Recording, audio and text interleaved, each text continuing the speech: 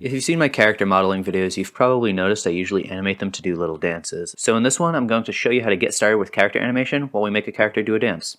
If you want to follow along, you can download the rigged character that I'm using for free from my Gumroad.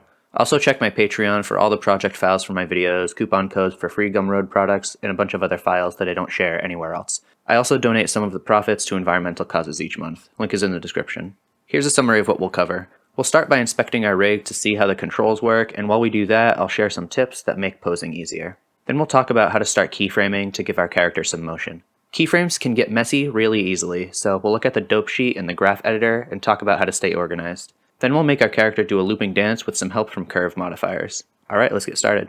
Alright, so here we are in Blender. I'm using version 2.93 for this one. And we have our rig right here that you can download for free from Gumroad to follow along. So I usually like to just inspect the rig. Especially if you're not creating the rig yourself, you really have to understand how it works to know how you should start animating things.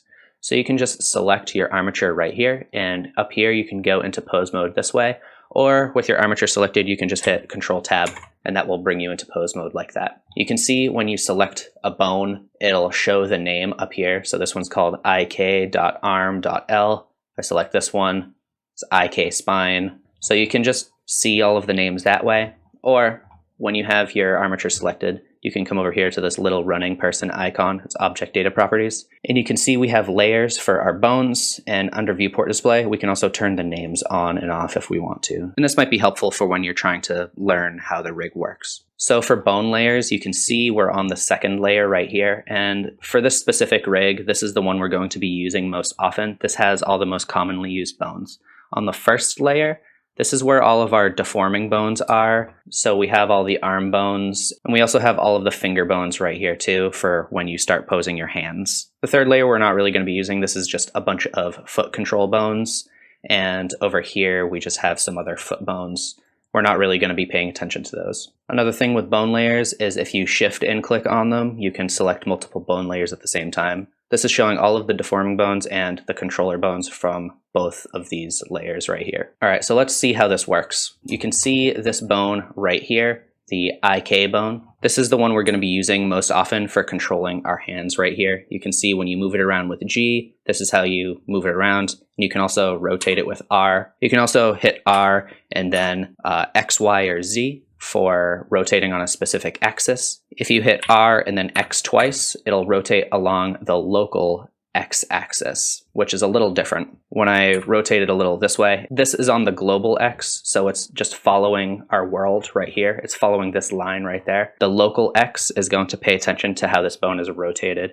So if we hit X twice, it's always going to give us this motion, this like up and down, no matter the orientation. Even if I bring it this way, R and then X twice, it's going to rotate like in the same manner like that. So this is actually really useful. We're going to be using local rotation axes for most of our bones. You can also change that by going up to here. This has the transform orientation. By default, it's set to global, but if you want, you can change it to local.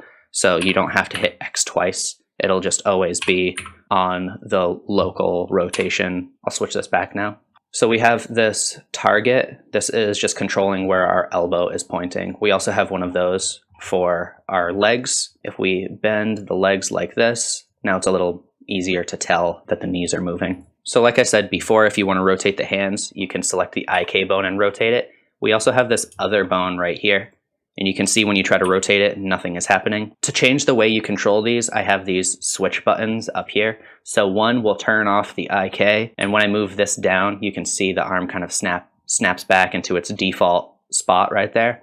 And when I turn this off, you can see that the hand will kind of start following the arm right there. So you can still move your arm around with this IK controller, but the hand is going to more naturally follow wherever the arm is pointing like that. And when this switches down, that's when you can actually use this bone to add rotation if you want to.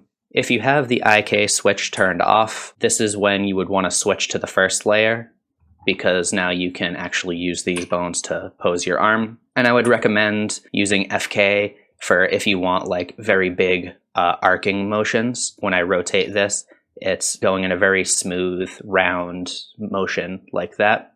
and that's what FK is good at. IK is a lot better for when you want to very specifically grab things, or if you were going to be doing like push-ups or things like that, you know, move other bones and have the hand actually stay in place. That's one thing that IK is very good at. You might have noticed I just reset the pose real quick. When you have things rotated and scaled and all that, you can basically just select your bones that you want to reset. I'll just select everything with A. You can hit Alt-G to reset the location, Alt-R for the rotation, and Alt-S for resetting the scale, like that. So you can see we also have this control torso. This is basically just going to move everything that's in our torso, including our IK controllers and our head and all that. The hip is not going to move any of the IK controllers, so it's just going to move the hip around. You can see our head and our hands are basically staying in the same spot. We have this IK spine, but this is also controlling the rotation of our head.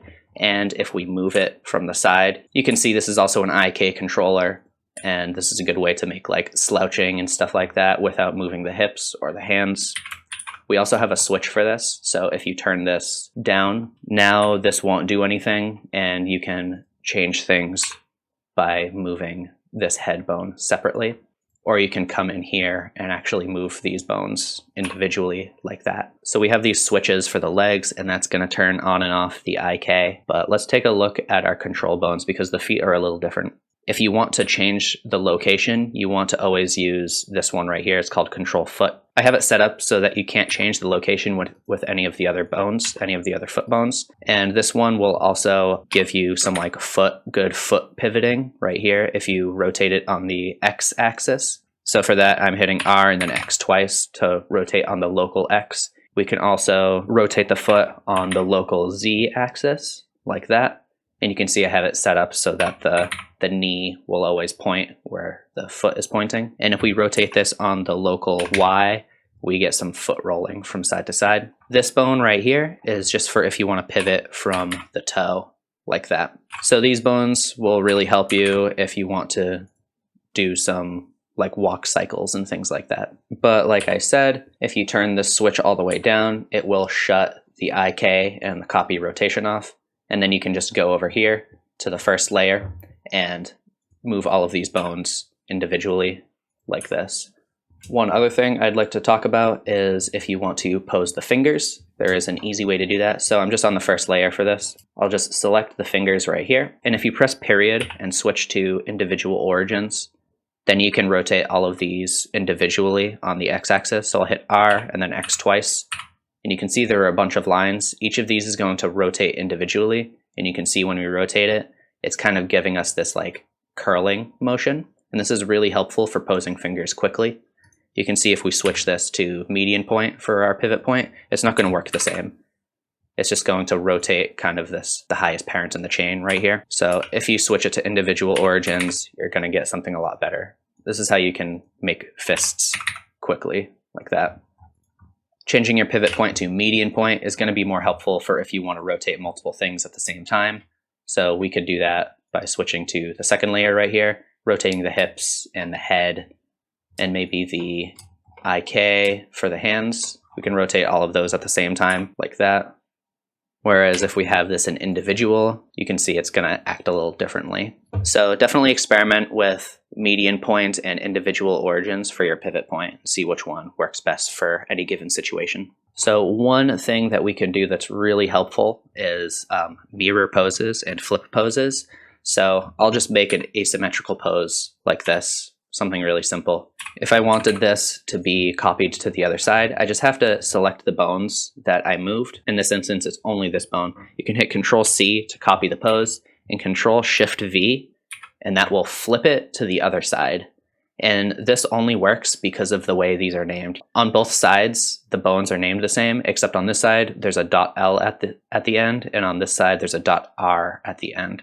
So if you're making your own rig, you want to make sure that you're using this naming convention, or else you won't be able to flip poses like this. Luckily, most rigs that you download online already are set up this way, so this should work for most rigs that you download online. If you were to select the bone on the other side also, and copy that, and then hit Control-Shift-V, you can see it's just flipping it. The same pose, but it's on the other side now. So if you want to flip a pose, you want to select both sides. If you want to mirror a pose, you just want to select the side that you want to mirror, like that. Control C, Control Shift V. If you can't remember what the shortcuts are for flipping your pose and all that, just go up here to pose, and you can see we have copy pose, and paste pose flipped right here. And we have the shortcuts next to them. So this is an easy way to remember if you ever forget. You don't have to look it up. You can just go to this pose menu right here. To show off how to start inserting keys, I'm basically just going to make an asymmetrical pose really quick. I'll just move the hand IK over here, and I'll turn the rotation off so it'll look a little more natural. I'll tuck the elbow in slightly like that. I'm also going to go to the first layer and select all of these fingers. Make sure you're in individual origins for the pivot point. R and then X twice to rotate these fingers. I'll do the same for the thumb. I'll select all of these bones except that one. And Control C, Control Shift V, and that's just gonna make a fist on the other side. I'll go back here. I'm just gonna copy all of these bones that I moved right here and paste those to the other side also. Now I'll make this a little more asymmetrical by just lifting this hand forward and up. I'll also bring the control torso down a little like that so our knees are bent. Maybe I'll rotate the hips a little too. So I'll rotate it this way and maybe I'll pull this back a little. There. Okay, so this is a decent asymmetrical pose. So what we can do is just pull up our timeline just so we can see things a little better. You want to select all of the bones that you moved. So I'll select all of these, and I'm just holding Shift and then dragging for box select right there. If you're not in box select mode, you can hit T and you can see we have select box. If you hold this, you can change the selection mode. So by default, it should be select box. So you can just Shift select everything that you moved, like that. We'd also have to look at our fingers if we want to insert a key for those. I'm not planning on actually animating the fingers. I'll just keep them in the same pose the whole time, so I don't actually have to insert a key for those. So with all of these selected, you can just hit I. I is for insert keyframe. Just remember I is for insert. And I want to choose location and rotation. And now you can see we have a little key down here. And if we scrub forward to maybe frame 20, with all of those still selected, you can hit Control C, Control Shift V, to flip to the other side, and we'll do the same thing. I for insert keyframe, location, rotation. Now when we scrub back and forth, you can see we have a little motion, and this is actually the beginning of our dance, like that. I guess it's a good thing to mention also that if you go up to, I think it's output properties, yeah, at the very top, you can change the frame rate. So I'm using 30 frames per second. I think by default it's set to 24, but I usually have mine set to 30. So if you want some more information on your timeline, you can pull this arrow right here for a summary. And if you click that, you can actually see all of the bones you have selected. If you have none of them selected, they'll all disappear and you'll only see the ones that you have selected. Usually I don't actually use the timeline for animating right here. I'll just use it for like the in and the out, the start and the end frame, things like that. Usually what I'll do is create a second one, so you can just pull a window from the corner, or you can like right click right here for to split your windows. So I'll just split it. I'll just leave this one for our timeline, and we can change this one to the dope sheet. So the dope sheet will look very similar, except you have some more options over here. You can see we have like proportional editing. This makes it so you can only see the selected bones. So just like the timeline, if we have nothing selected, you won't be able to see any of your bones in here. But if we turn this off, you'll see all of the keyframes that have been inserted. I usually like to keep this to show only the selected, but it's a good thing to keep in mind. You might need this later. We also have all of these other options up here for like keying and stuff like that. So let's take a look at our hips, because we actually changed the location and rotation for all of these. So if you click your hips, you come over here, make sure the summary is pointing down like that. Click the arrow for this. You can see our hips. You can see we have inserted for the X, Y, and Z location, and then all of the quaternion rotations. Don't worry about what quaternion means yet, but there are two different like main rotation types, quaternion and Euler. That's like for a separate video. But basically you can see which ones we've inserted, and you can also see which ones the value hasn't changed. So anything that has like a line going from one frame to the other, that means that it hasn't really been changed. And if we were to delete those, you wouldn't actually notice any difference in the animation. So this is helpful for if you want to clean your animation up later and just have fewer channels being used. You could actually come over here to the edge, just select them and hit X, and that will delete everything you have inserted for that channel. I'm not going to do that, but you can do that if you're trying to keep your dope sheet tidy. Oh, also to expand things really quickly over here, you just hover over here, and on your numpad you can hit minus and plus to kind of collapse things really quickly and expand them like that. You can also search too. So if you have a bunch of things selected, I could search for just hip, and you can see it's just selecting the hip now. You can also do this for, like, if you want only, you know, the X location or something like that, you can just type in X loc like that. And now you can see when we drop this down, all of these will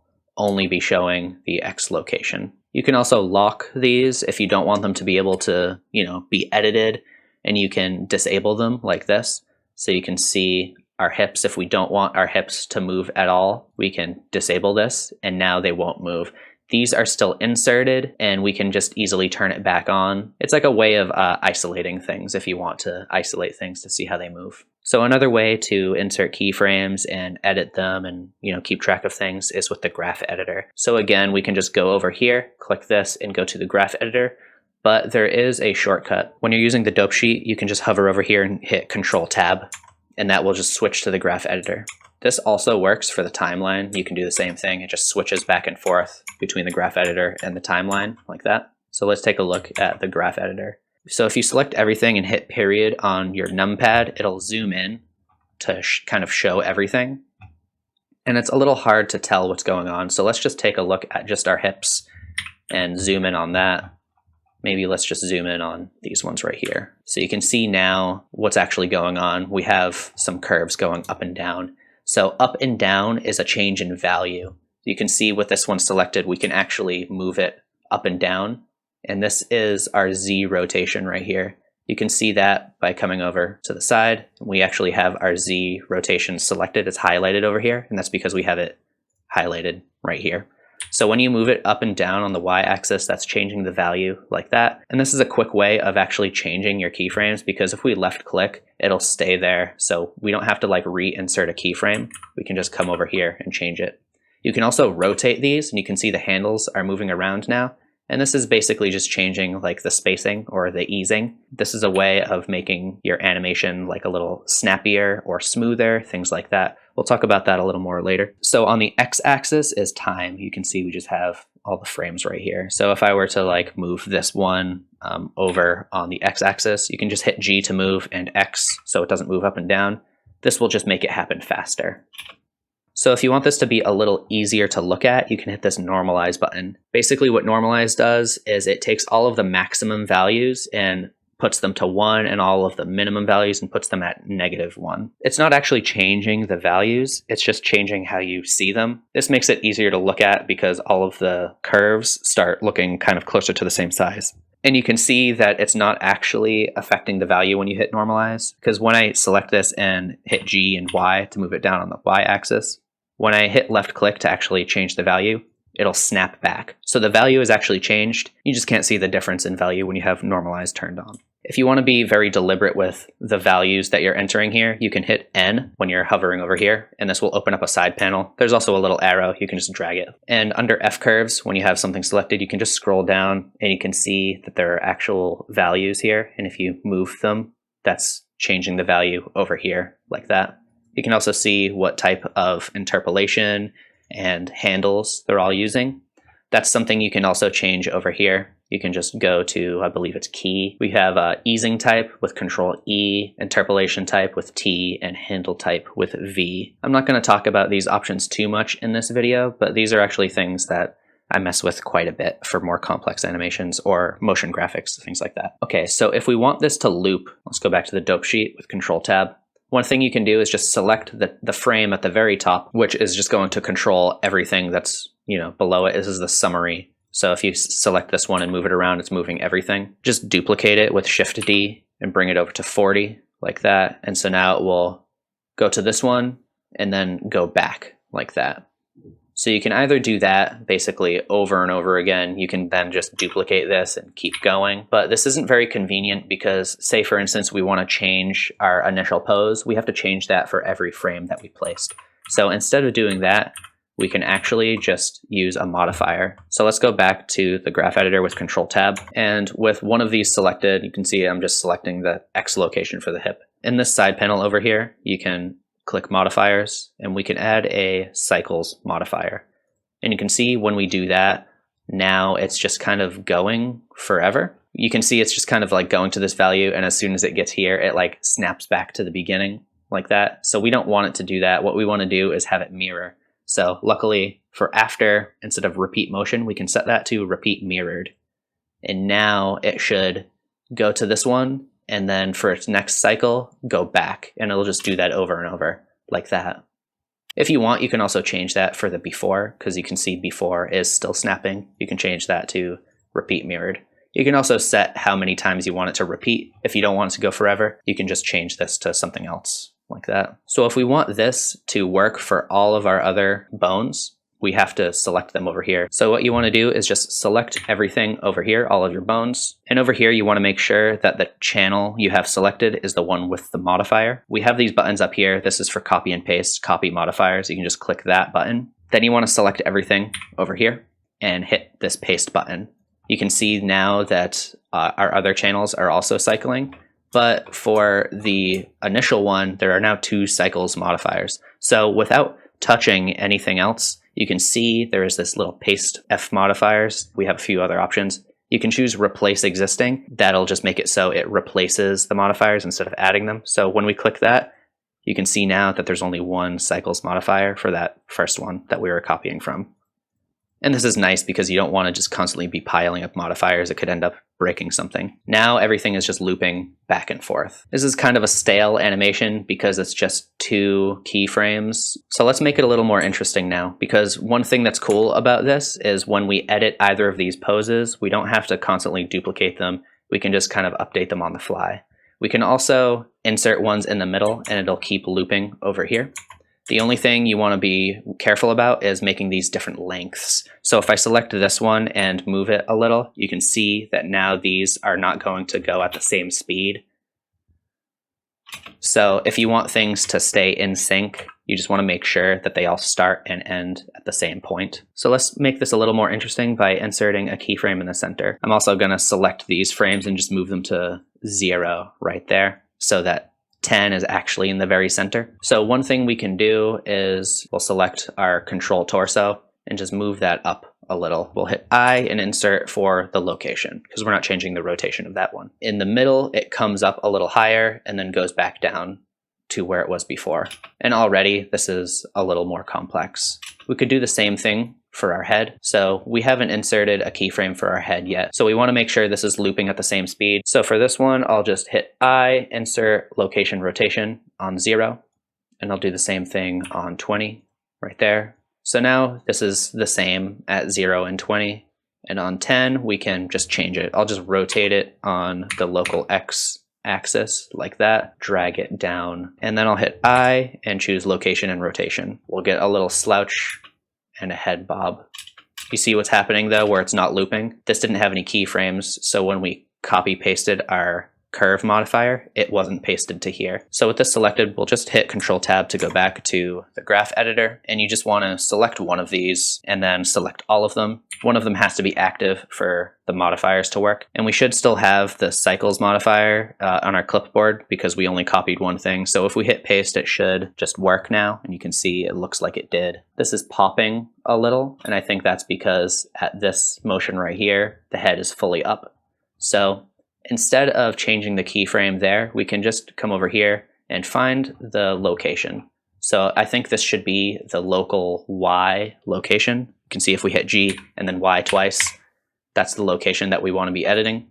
So we'll just find the local Y right here. And if you want to isolate this, with this selected, you can just hit Shift H, and that will make it so you can only see that one channel. And if you want to unhide everything, you can hit Alt H like that. And if you forget those shortcuts, you can find that under channel. You can see we have all of those options right here under channel. So now if we want, we can change these two pretty easily by just selecting them like that and hitting G and Y and just moving them down slightly like that. Now our chest isn't popping. So another way we can make this more interesting is by adding what people call secondary motion. So this would be something like making the hands move a little after our hips. And the easy way to do that is just select our hand IK controllers right here. And you can just select everything down here, all the frames, and just move them like 2 frames maybe. And you can see it's not moving at exactly the same time anymore. When we select everything, you can see that some of our frames are offset. And this helps make things look like they have more weight. So we could also do the same thing for our head. So I'll just select our head,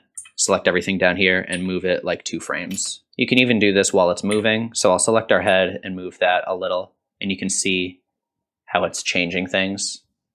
I think the head actually looks a little better when we push these back a little, because what's happening is the hips are moving up and the head is like slightly delayed, and it's making it look like the head just weighs a little more.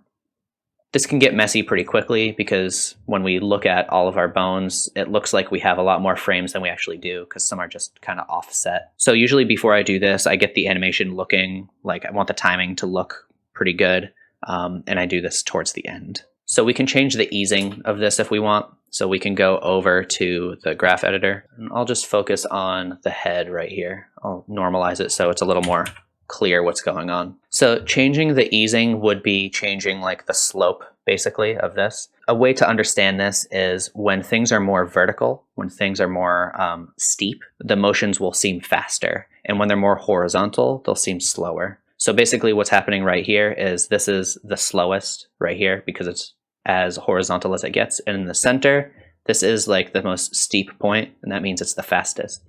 If we select one of these points, we can actually rotate it like that. We can also scale it up and down like that. One thing you can do is just kind of select everything. You want to make sure you hit period and change your pivot point to individual centers so that when you scale it up, it's only scaling the handles. If you have this set to bounding box or 2D cursor, it's going to move everything apart like that. So if you want to make this more snappy, where it gets faster in the middle, you can just scale these up, and you can see it gets more steep in the center like that. We'll see what that looks like while it's playing.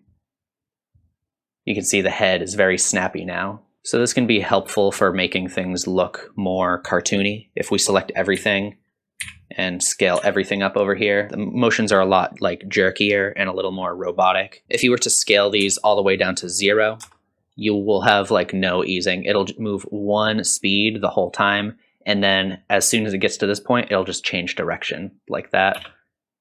So this is very robotic now because there's no easing at all. So if you want to make multiple dances, you can save your animations in here. Basically what you want to do is make sure you have the dope sheet opened, and you can click this spot right here that says dope sheet and change it to action editor. So you can see we have an action now.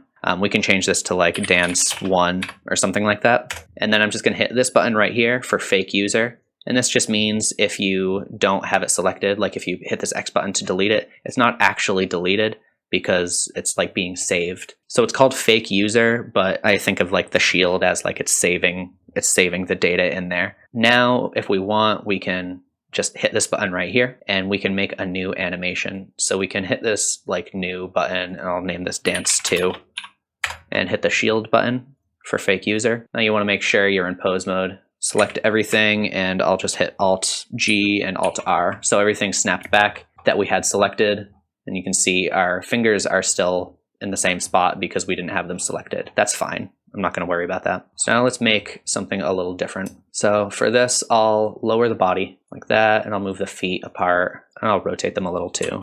Switch that to the other side. I'll make something a little more like aggressive.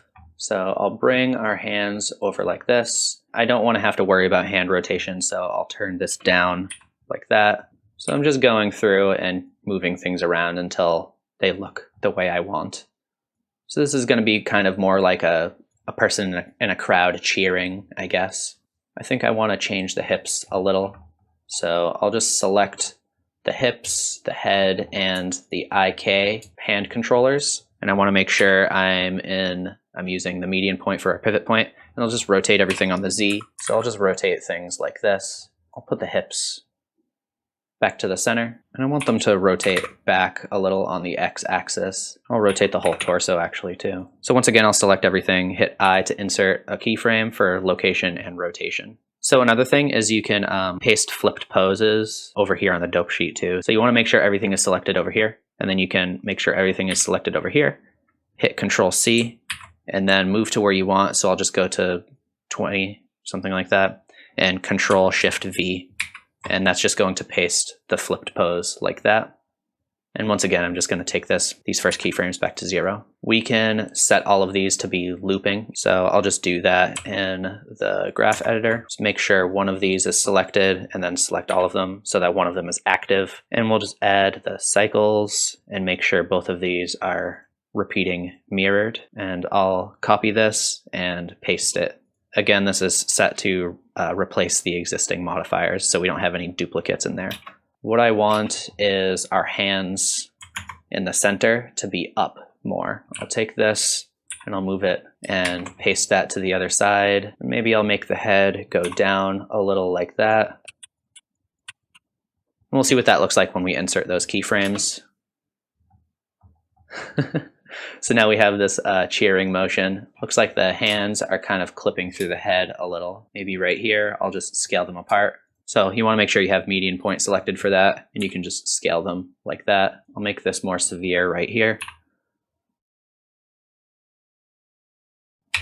Insert for location and rotation, and you just want to make sure that you paste everything flipped over to the other side.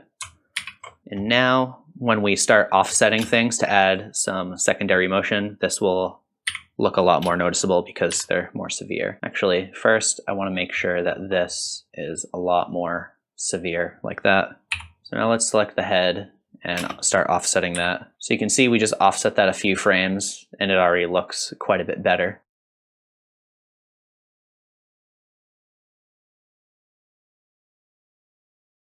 So you can see this is what it looks like with some secondary motion. And this is what it looks like without secondary motion.